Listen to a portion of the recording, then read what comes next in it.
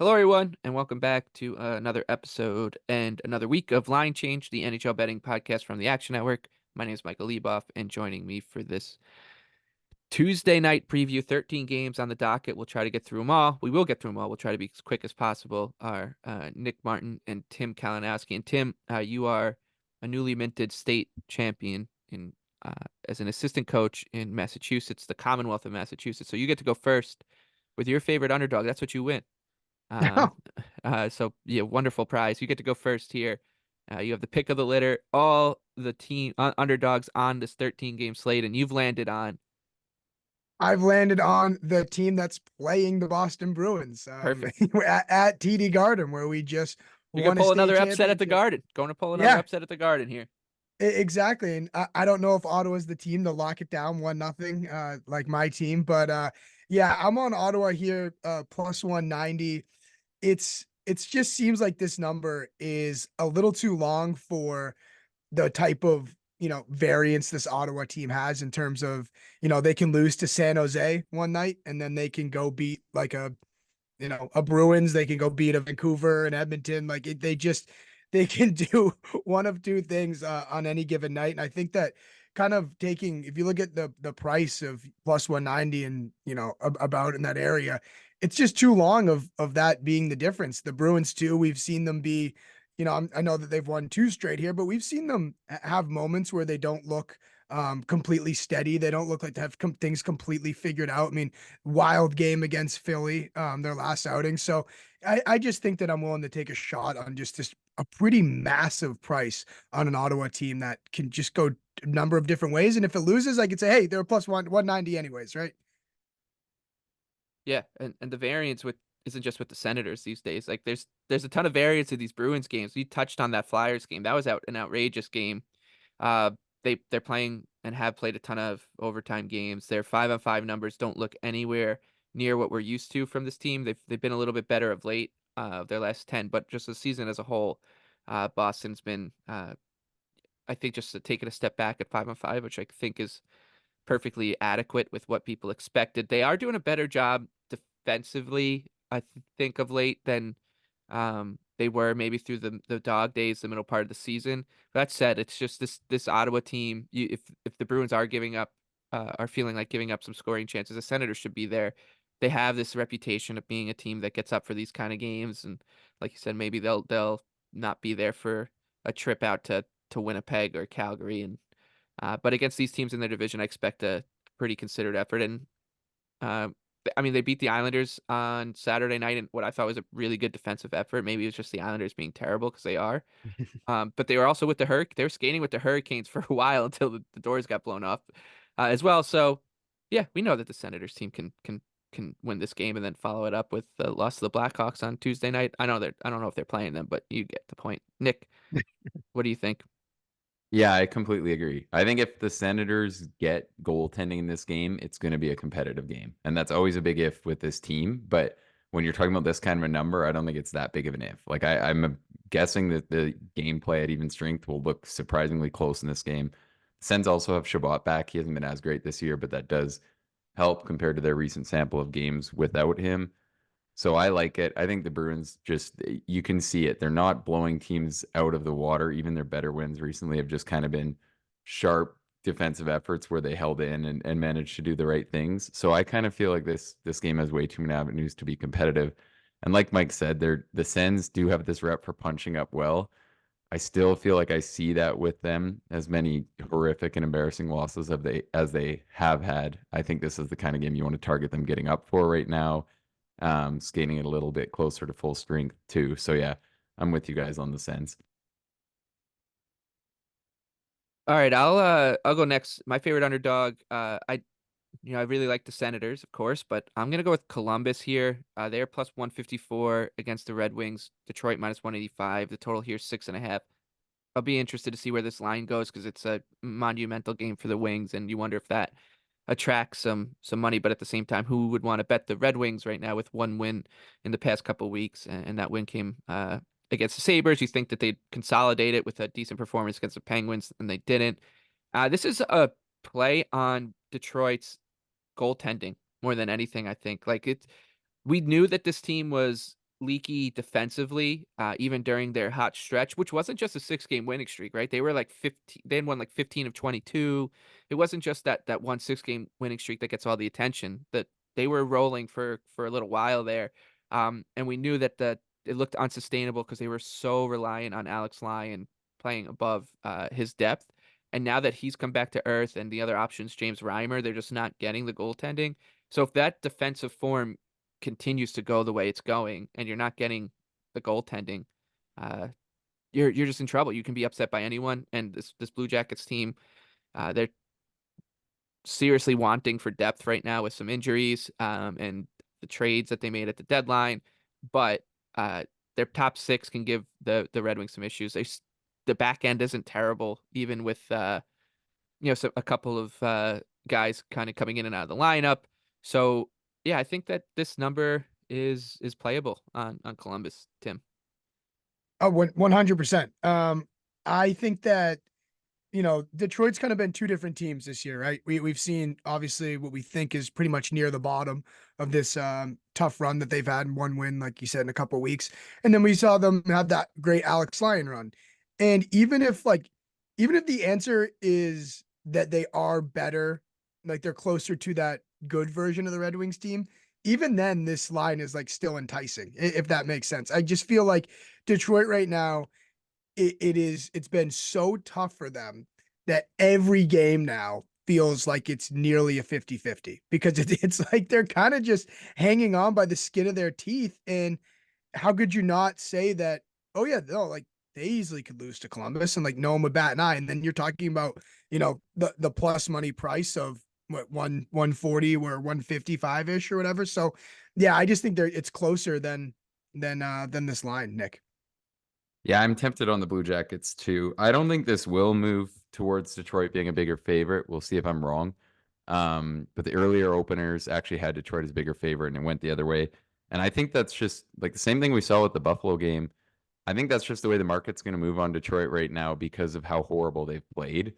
And you look at that Pittsburgh game, that was absolutely pathetic. How many, I thought I backed Detroit in that game. I thought plus 120 looked like a pretty good number given the way they bounced back on Saturday and the way Pittsburgh just has a knack for losing these kinds of games. And they're the only team to just let Pittsburgh run away with it in a long time. So I feel like the state of the Red Wings is pretty tough. At this point, it's been just like a sample of them falling for so long that it feels like you're really just betting into the can't lose again kind of narrative to back them at minus 176 here or bigger than that. So yeah, I'm with you guys. I'm a little skeptical. Just I don't love that it's the Blue Jackets right now who are just really playing out the string, and it seems like there's kind of some things going wrong there as opposed to when they had that little upswing in February. But yeah, I definitely don't think you can bet the Red Wings at this number. That seems insane to me right now. And sorry, Mike, I just want to add one more thing. It is 3-4 too for Detroit here with a weird spot with the, home against Buffalo, then just, quickly playing Pittsburgh and then back home again, Columbus. I don't know. It's a tricky spot. And on the horizon, they have a hell of a road trip to close out the month of March. It's not getting easier. So you are kind of feeling like if you're betting on the Red Wings like that, well, they have to win this game because they're really in trouble coming up. Yeah. And I think Nick's point about this team closed plus 115, plus 120, depending on where you're looking, against Pittsburgh, who's not good. So now you're going to make them 100, minus 185 against the Blue Jackets team. I just don't think there's a huge difference between these teams right now. All right, Nick, final underdog of this round before we get to the big board. Yeah, I'm sticking it out with another ugly one on the Ducks. I was on them on Sunday, and I thought it was a good play. Through two periods, they easily could have had the lead, and then they blew it up with some penalties in the third. But I kind of view the Wild as a similar matchup to the Blues right now. Maybe they're a little sharper defensively, but I still think the Ducks have some avenues to hang in with them. I'm guessing it's going to be a more competitive game than this price suggests. And X already, he's not traveling with the team, so he won't be there, which I think when you have Hartman up on that top line, this is just such a gettable Wild team. They don't have that one unit that's just so good in winning them games. And then I look at the Ducks side of things. They should have Carlson remaining in. He played really well on Sunday night. I thought Mintyukov was excellent, and I thought Olen Zellweger had some good moments. So for me, I kind of think we've seen the worst of it from Anaheim. So I'm not excited about it, but this price looks too long for me. I don't think the Wild are a team that are gonna blow teams out of the water. And the Ducks were kind of at the worst of it when these two teams played last week. And I still think you could kind of see how the avenues are here for this game being a little more competitive than this price suggests. So yeah, another of these kind of ugly ones, but I think the Ducks are just a little long, and that their kind of losing streak entering this one continues to get priced in when we've probably seen the very, very worst of their form. What's funny is that they just played like a couple days ago, whatever it was, and it was 2-0 Wild. And then earlier this season the Ducks beat them 3-2. So like to your point, it doesn't seem one that the Wild really had like that blowout ability that you need to put away to be warranting a price like this. And it's just it's ugly, but there's just a lot of reasons that it can go your way, and you just kind of have to hold your nose. I feel like with a Minnesota team that nothing is really easy right now. No, Yeah, yeah. They're I mean, I was just gonna say I think the Wild are pretty thin right now. Like their offensive upside is pretty capped when you don't have Eck in there and the lines are how they are right now. I mean, the Ducks are terrible, but like I look at this, I think they can make it the way that 5-on-5 game went versus the Blues, which was fairly competitive until the third, and that was at the end of a long road trip and some guys getting back in. They could also get McTavish back again here as well. So I just feel like the avenues are there for the Ducks to kind of make this into a scrappy one. yeah, I'm with you. I think so. The goaltending too. I mean, it's been Fleury for a while now, and who knows what you're going to get out of the Wild goaltenders. And at the same time, I think we're now at the point of the season where you're just always going to get a tax on teams that are playing must-win games against teams that are playing out the strings like Anaheim. So we think you're always going to get a little bit of air in the number for these big underdogs. So I'll be on Anaheim. So 3 big underdogs to start the Woo! show. Let's get into the big board. Okay, on to the big board now. Like I said, 13 games on the docket. Busy night. Let's start with the Leafs and Flyers back in Philadelphia, where these two teams played Thursday, so less than a week ago. The lineups are relatively the same, which is still noteworthy because you got to remember Mitch Marner's out for Toronto. Ilya Lyubushkin is, I think, doubtful with as well. Philadelphia remains just depleted on their blue line because they lost Sean Walker and Nick Seeler's still out, etc. So this line, when these two teams played on Thursday, it opened right here, and then the Flyers took money all day. It almost moved 20 cents towards Philadelphia. They were a minus 102 slight home underdog when it went off. I don't think we're going to see that again with what we've seen out of Philadelphia, what we've seen out of their blue line, and what we've seen out of their goaltenders behind that blue line, which I think is really notable right now because Sam Ersson has really struggled, and his backup Felix Sandstrom hasn't provided much help. Ersson has shown flashes all season. He's shown some like decent runs, but I do think we're seeing a goalie kind of like Alex Lyon. Just you're going to play this guy this many games, it's going to be an issue. So I would lean towards Toronto here, just considering where we saw this line close the other day. Like I could see people thinking I should just bet Philadelphia here, considering where we saw the line close the other day. But I don't think that this thing is going to move in that direction. I actually think that people will want to bet the Leafs here. The only scary thing is that Toronto is in that weird, funky part of their season that they've been in for 3 years on the spin now, where they know they're finishing third in the Atlantic. The Flyers are fighting for their lives, and that is a huge part of their identity too. Is just like outworking opposition. I could see this being one of those games, but I would much rather bet the Leafs at minus 135, considering what we've seen out of this Flyers blue line and just their overall game since the deadline when they've lost a couple bodies, which maybe don't move the needle on their own, but when you're taking them off of a team that's already lacking upside, it's a huge deal, Nick. Yeah, I'm right with you. I was kicking myself when we did that pod last week. I said that I thought the line would move the other way because I was already close on Toronto, and I was kicking myself for passing. And I don't see how it would be anything but Toronto if you're talking minus 135 here for me. It just maybe there's a bit of a letdown from the Leafs. I don't know, but the thing for me is we've just seen another 2-game sample of Philly's blue line not working as it currently is. And that just feels like I want to see them at least bounce back. They've been really good at this year finding a way to like kind of stop the skids and dig in, but right now it just feels like they're a lot more gettable defensively than they have been um of late. So yeah, and then you look at the Toronto side of things, like obviously that was an embarrassing loss on Saturday, huge for us because we were all big on the Canes. But I thought they were the clear better team that whole game. They managed the puck significantly better. Everything about it. Like I was like, wow, and I don't know if the Canes had a bit of an off night. I think some of those breakdowns were probably more on the Canes just not managing the puck well than anything. But it feels to me like all we've seen from Toronto is pretty steady play since that last meeting, and the opposite is true for Philly. So I'm not really seeing how this is minus 135.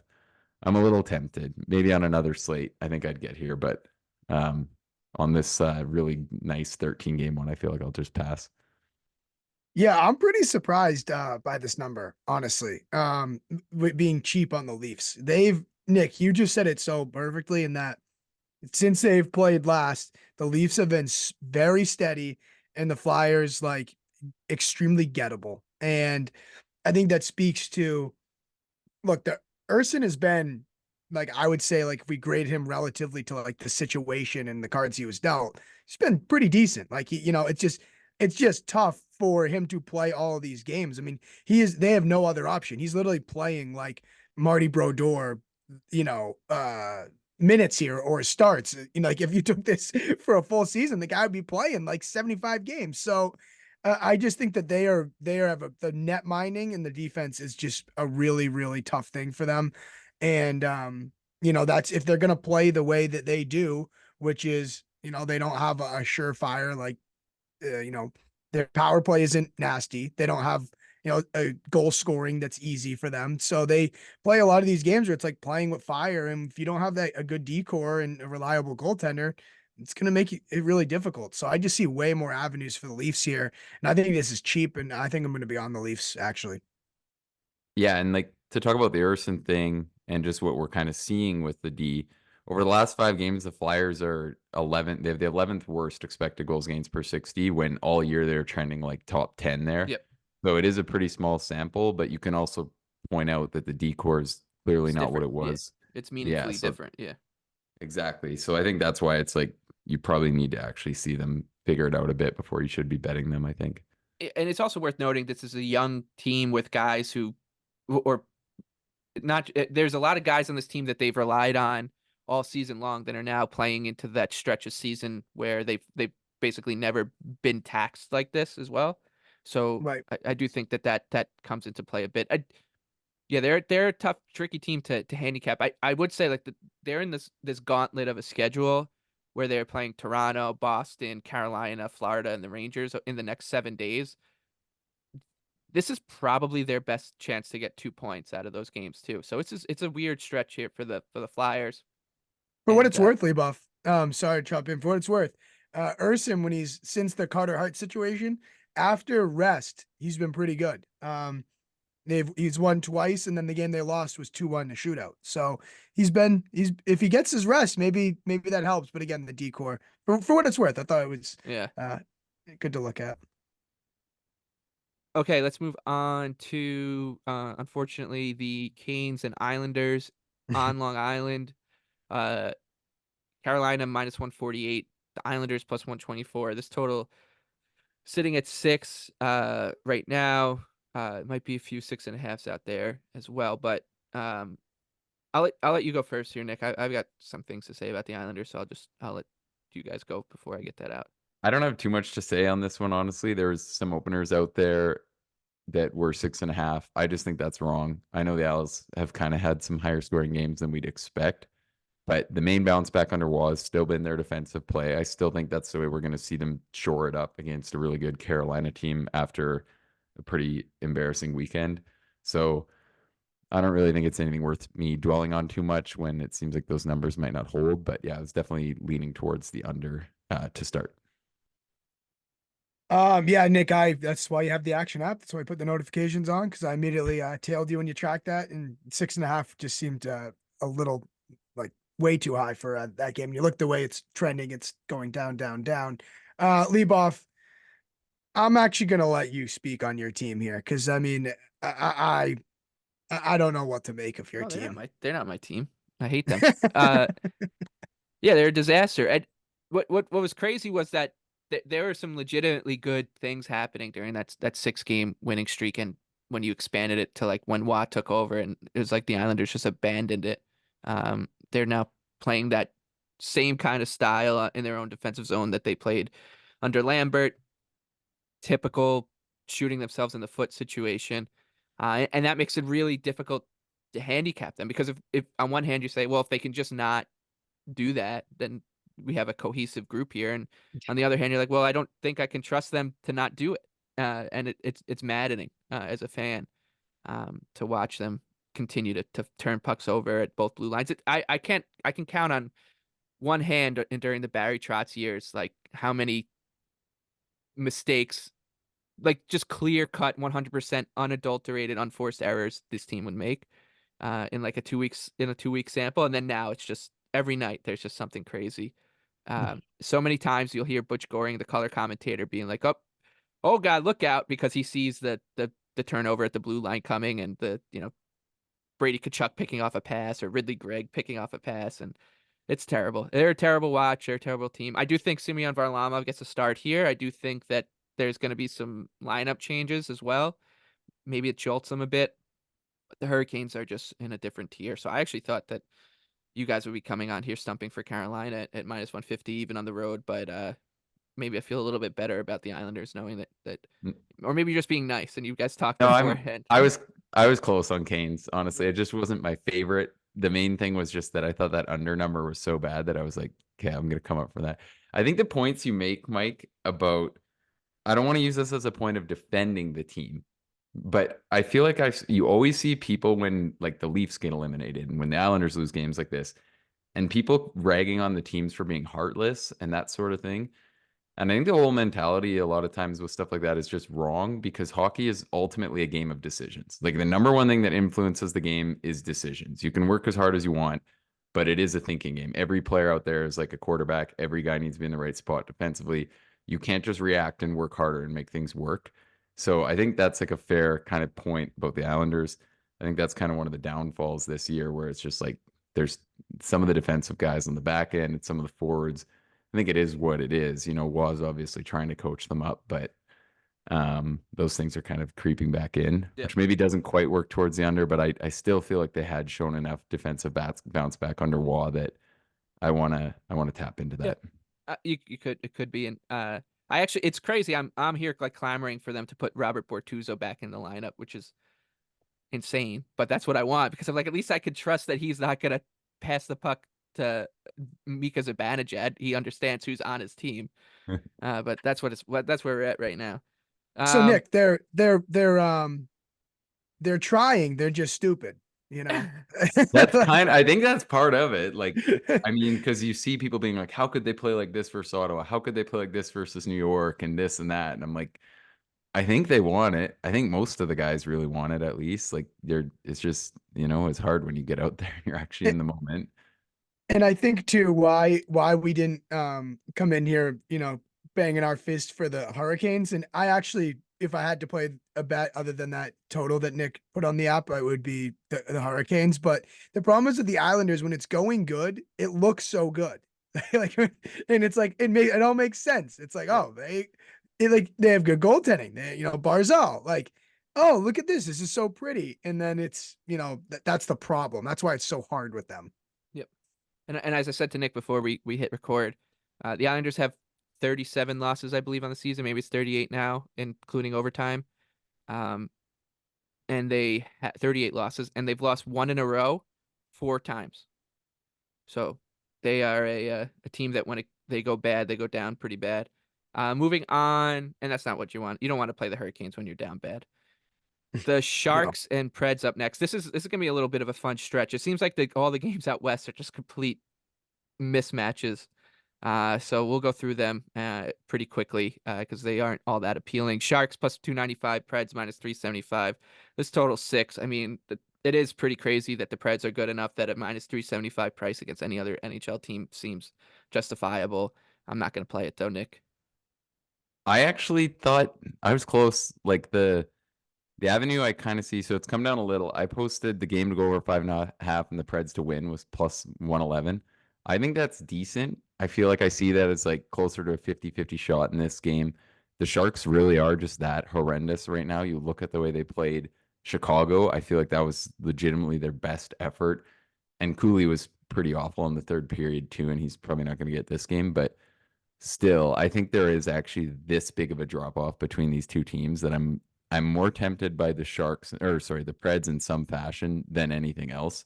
I think they can just keep their offensive play thriving here. I think you could also consider what the best number is for them to go over 3.5 goals. That's probably around minus 135 most places.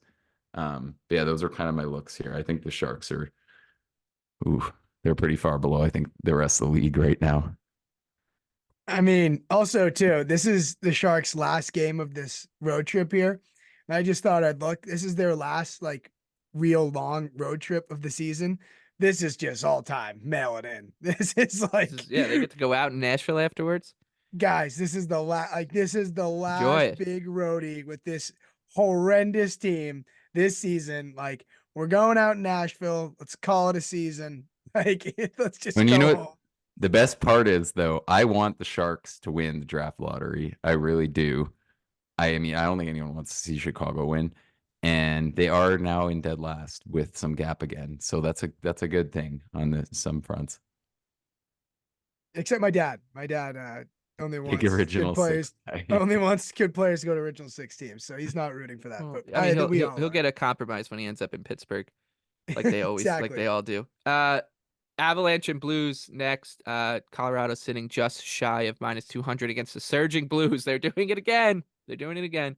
They're plus 164. The total here 6.5. Nick said it, like the Blues win against the Ducks a couple days ago was, I don't know if you'd call it inspiring, but I feel like this team just, this is what they're going to do. They're going to win a few games in a row, get people wondering if they're going to make a legitimate push. And right at that moment is exactly when you want to go against them.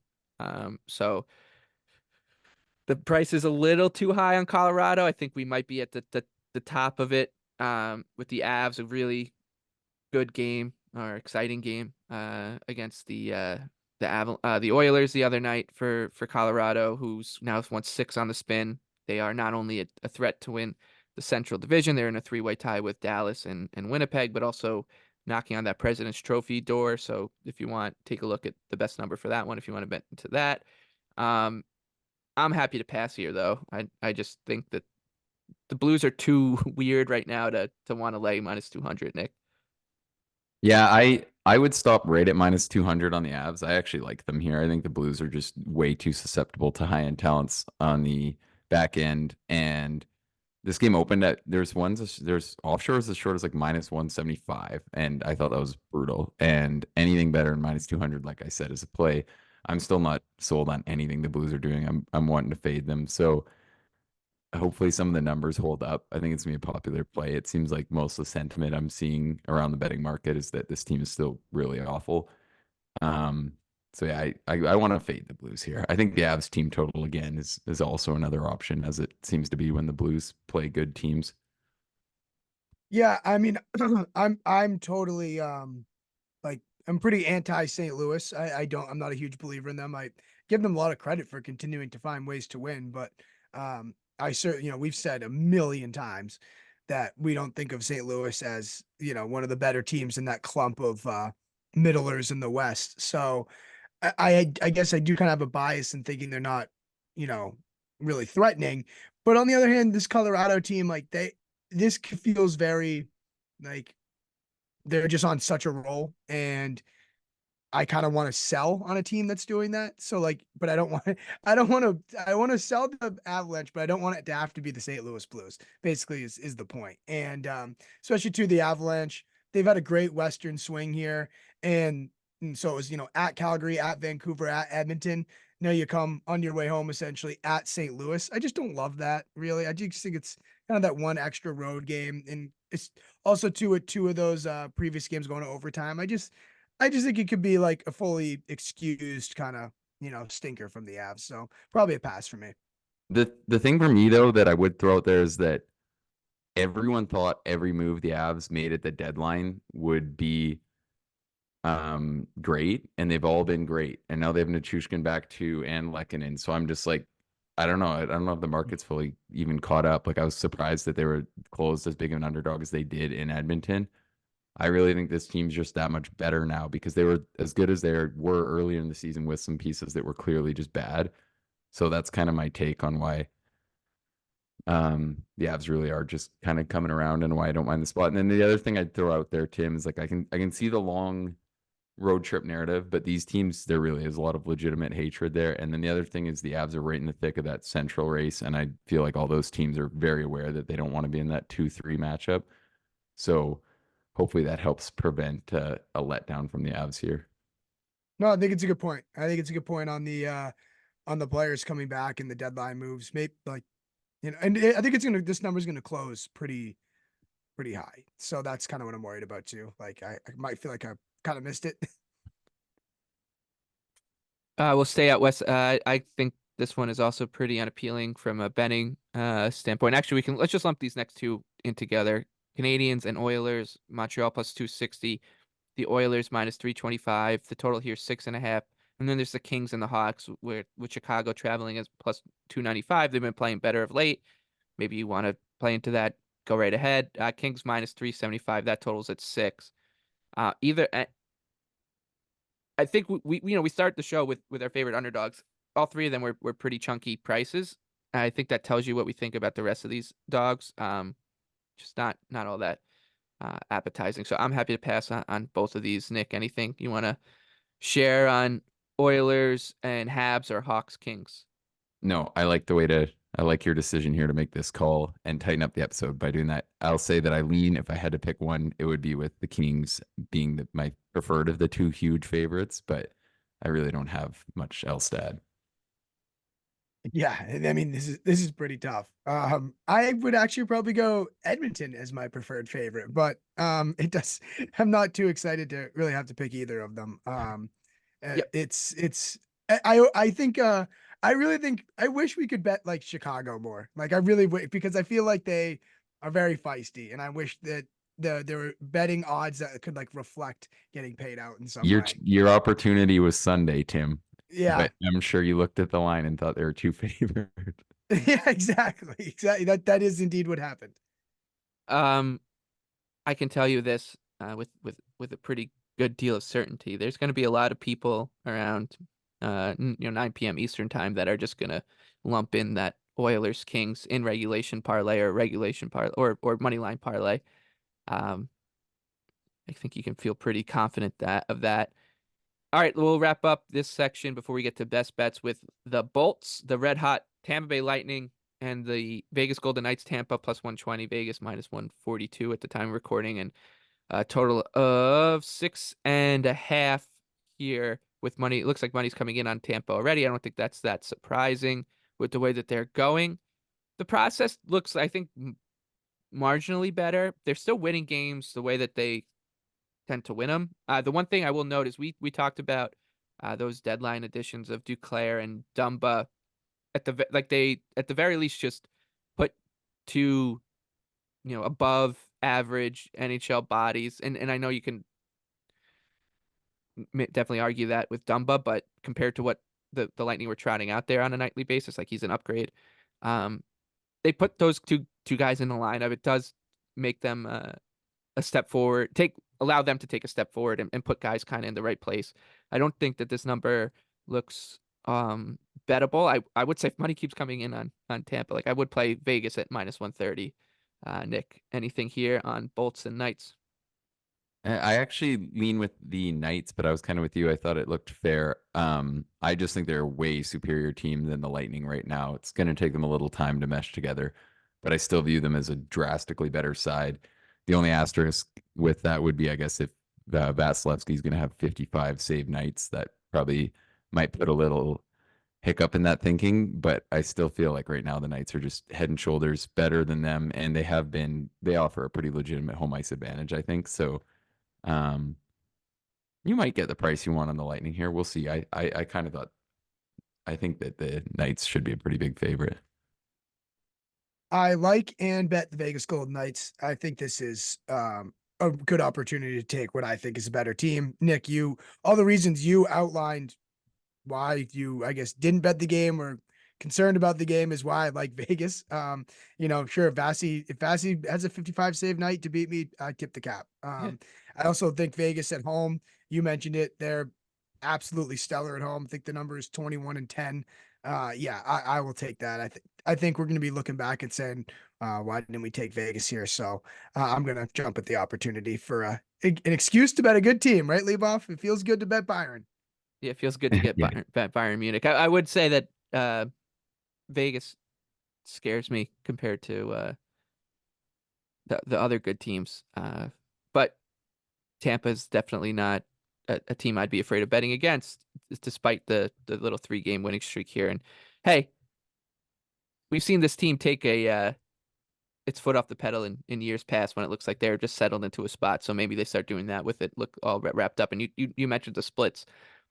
Tampa's not been great on the road. So that wraps up the big board. Let's get to best bets now. We will start with you, Nick. You're going to take us to Van City, where the Canucks are a minus 200 favorite against the Sabres, coming back around plus 165, a total of 6.5. And that's where you're looking.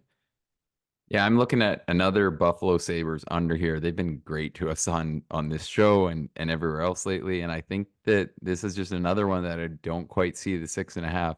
I don't think it's as off as some of the ones last week that we talked about, given that this will probably be not a UPL start and it will be DeSmith for Vancouver. But I still think that when I look at this, and I don't quite see 6.5, like the Buffalo's offensive play has just been so stale for so long. They're right over like a month sample in the bottom 5 in terms of chances created, but they're actually still owning more of the overall play because they're giving up less at the other end. So we just continue beating this drum, but I think Buffalo is just a pure under team. I'm not overly concerned like with how tonight goes if I'll think that take is idiotic.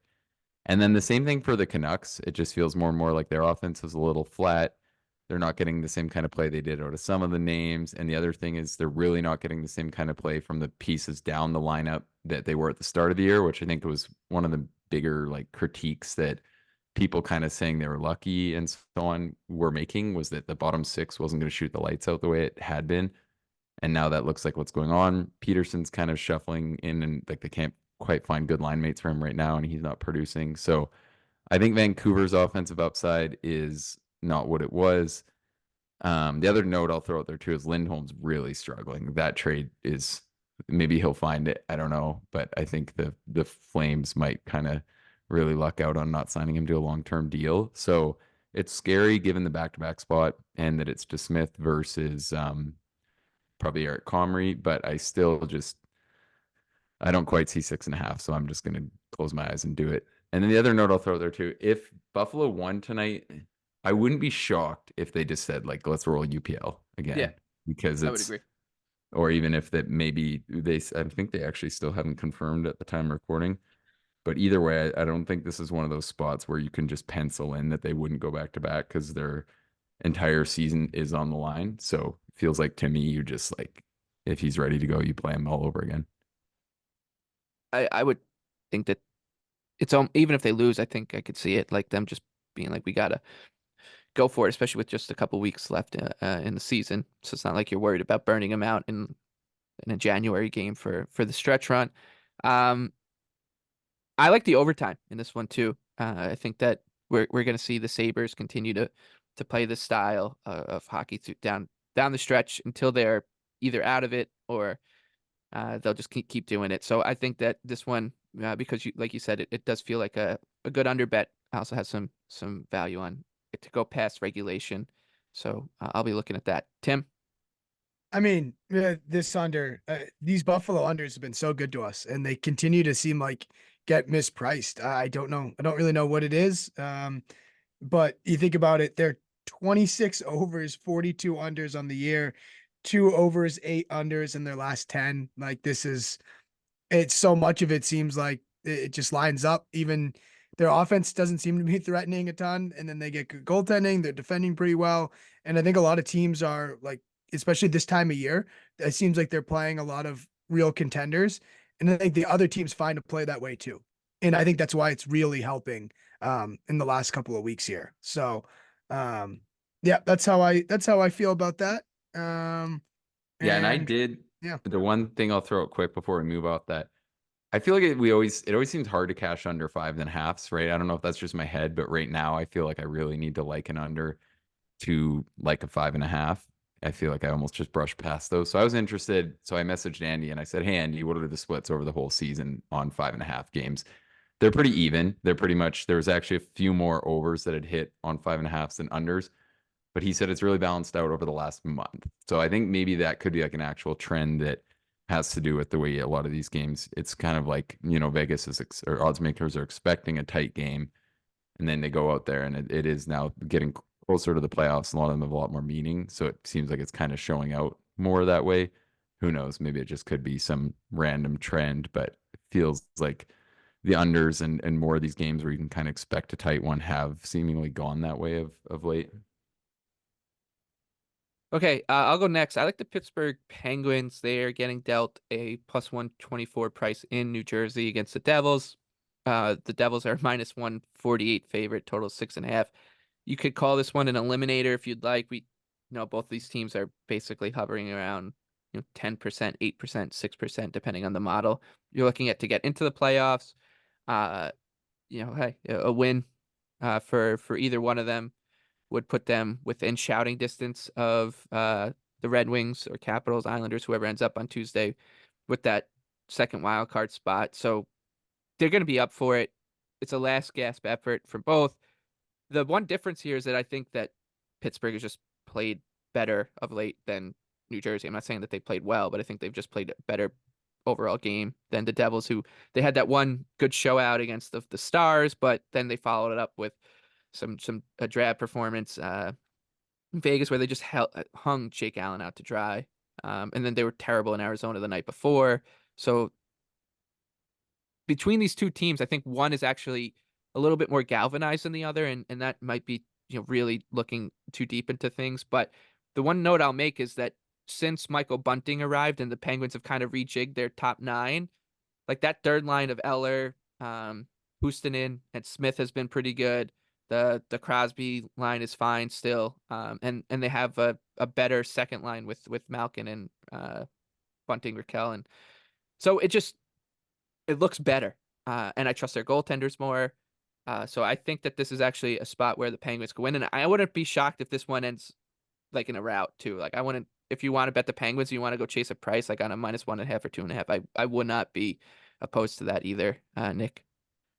Yeah, I agree. This feels way closer to like 50-50 to me, and Yeah. not no like comfortable. I think I actually have a lean on what will happen. It feels like I could see either team just running away with it. Like it feels like there's such a high chance that after the game, one of the teams it'll be like this. What a pathetic showing. Right. Yes, exactly. Yeah. It feels like that just has to be where this game goes. I And it just feels don't like the Devils are the see more anybody. likely candidate for Yeah, that I than the agree. Penguins. So Um, that's part of the thinking. It's actually a really fun game to handicap because there's a lot of weird mental stuff to get through. But I just trust that the Penguins are going to be up for it and look at it like, hey, we win this one and we can convince ourselves we're right back in it. it And feels like the Devils are more down in the dumps. yeah, I definitely agree. and I also would like when since the Devils since Michael McLeod got arrested and suspended from the league, like the Devils have been, I think they're like 8-14-1. I think we talked about that that loss being much more notable in just hockey terms, of course, than people had realized, and it definitely has. And um, they've just been, a miserable bunch, it seems like. So I do trust the Pittsburgh Penguins in the spot, actually. So And I anything here mean, for you? I was just gonna say, look at the Devils centers since like with McLeod gone and Yeah. with Hughes playing wing. Like it's not a surprise that it's this much of a struggle. I do think too, people are saying, oh, look, it wasn't the coach. Travis Green's been on the staff all year. This isn't some new coach and he doesn't seem like he's really shaking things up. Like his lineups still don't make much sense. Like this just feels like the same regime of coaching that's not working. I have a feeling we're probably heading for a whole overhaul in the offseason. Seems like probably where this is going rather than Green getting solidified as the head coach. Yeah, this is the pity me bowl. It's just like but you know what? I think actually, Bob, you make a good point. About like, and I guess Nick too, when you said that New Jersey feels more in the down in the dumps. I think part of it is it's like New Jersey's a young, relatively young team, right? So this is like the first time I guess they've like had to play out the string with like real expectations, where it's like Pittsburgh, it feels like they're just like more veteran. So they're old enough to be like, you know what? Like we are playing for pride. Like they have enough like wisdom, I feel like, to be like, no, like we are here. We did all like sign contracts. Come on, where it's like, I don't know, the New Jersey thing almost seems like and I think he's an awesome player. I love him, but like almost like a Hughes like spoiled brat kind of tantrum. Like it's, you know what I mean? It's kind of like, we're done. Get us out of here. We've had enough. We want to go on vacation. So all a long way to say, I don't know how Pittsburgh's like a real underdog here. This could completely go Yeah. either direction. Whoever is sulking harder. Yeah, and the whole wild card race is hilarious because I feel like every single team has had numerous moments where it's like this is the eliminator, like Mike said. Even the teams that are still in spots, I feel like have had several of those moments where it's like, all right, they're done. And whoever gets in is probably just getting absolutely smoked at the end of it. But yeah, anyways. All right, Tim. That leaves you with your favorite bet of the night. And it's something that terrifies me, honestly, going against this Rangers team that just doesn't lose. This is the second time this season that the Rangers will have won at least 16 of 21, so a quarter of a season where they've gone 16-4-1 or better. But you're gonna do it. You're gonna take on the Rangers with a slight underdog. I just I I'm a complete clown. This is the I'm a giant idiot bet. Like me especially, I really can't quit it. I think you guys have had a little bit better of a time at least addressing that. Like we just cannot fade the Rangers, but I won't quit it, and I don't feel any shame not being able to stop fading the Rangers because I just don't believe they're that good. I just the 5-on-5 numbers, the way like they get by for so many, of the wrong reasons in games. And I feel like in some ways they're a lot like last year's Bruins. And like we were like these prices are wrong. They can't keep getting away with this. Like that's how this Rangers team feels. So I think as Winnipeg as a plus 105 underdog is like this is deserving. I think Winnipeg's just as good, if not better, than the Rangers, and that's why I'm willing to bite here. I think that also too, the Rangers, this was like they get props for it, but this was a tough little road trip that they, just recently ended, and they did a great job, in that. And now, they played this is 4-6 for them as well. It's just a lot of hockey. It's a lot of things going right. And now this is a Winnipeg team that doesn't make things very easy on you. They don't shoot themselves in the foot, which the Rangers kind of rely on a lot of teams doing, kind of outweighting other teams to shoot themselves in the foot. So I feel really good about Winnipeg here, honestly. And even if it doesn't work out, I'll be back fading the Rangers tomorrow. Yeah, I mean, I think the Rangers have played better. You look at the last week, like really I thought the Hurricanes game they played pretty well, even though I know the actual chances for and against weren't great in their favor, but that felt like the kind of sweet spot for where they need to mesh like actual defensive play and leaning on Igor a little bit. And then the Islanders game pretty good after the little pond hockey they played the night before versus Pittsburgh. I am kind of with you, Tim, though. Like I think better than even money on the Jets here is playable. It feels like a very coin flippy spot. And maybe we're about to see a bit of an upswing from the Jets. They're still right in the thick of that central race. And aside from the bad Velarde move, I shouldn't say the bad Velarde move, the bad Velarde news, everything feels like it's going right. And they're kind of finding some good balance in the lines right now. So I don't hate it on the Jets. I'm not as convinced as you, but I think that these teams are very close right now. I would agree. I think that they both have an ace in the hole in goal, and then they want to do things very differently. Winnipeg is the best 5-on-5 team in terms of just goals allowed and goal difference in the NHL, and then the Rangers are middling. I think their 5-on-5 goal differential is +9 this season, so just good but not great. And obviously their actual goal differential is heaps better than that. It's +44. So they do so much work on the man advantage. We know that. We know the goaltending. But as Nick said, they did look good against Carolina. I thought that the Islanders kind of played into their hands on Sunday, but they did what they do, right? They just wait. You make a mistake, they make you pay for it. It's not just like they'll make you pay for it with a goal, but they'll make you pay for it with a stretch pass that you're just not ready for. And if they convert most of the time, but sometimes they don't. Like they just always have. They're dangerous in 200 feet, the entire rink. Like they're just dangerous if you make a mistake. And um, the Lindgren injury, I think, is noteworthy, but Zach Jones has been pretty good. So, and they have Chad Ruhwedel. So the depth, obviously those guys aren't as good as Lindgren, and him and Fox together, of course, work really well. But yeah, I honestly there's think Jones could be as good as Lindgren too. Maybe yeah, not. Maybe that'll be a dumb hot take over a big sample, but I really like the way he moves the puck. So yeah, I he feel could like be he's kind good. of Yeah, there. I think the thing that Ranger fans are worried about is like the Fox Lindgren situation, like that Fox just loves playing with him, and you can clearly see it. But um, yeah, we'll see. I don't know. I would lean towards the Jets here. I think another good overtime bet too, um, as well. So okay, that does it. 13 games. We went through them all.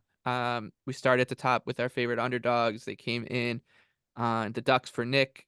Uh, Tim took the Senators. I took the Blue Jackets. Our best bets came in on the under 6.5 in Sabres Canucks for Nick. Tim likes the Winnipeg Jets against the Rangers, and I took the Pittsburgh Penguins in New Jersey. Thank you for listening and subscribing, rating, reviewing, all that. Thank you to our producer Noah. Good luck with this massive slate on Tuesday night, and we'll be back for Wednesday's 2-game slate.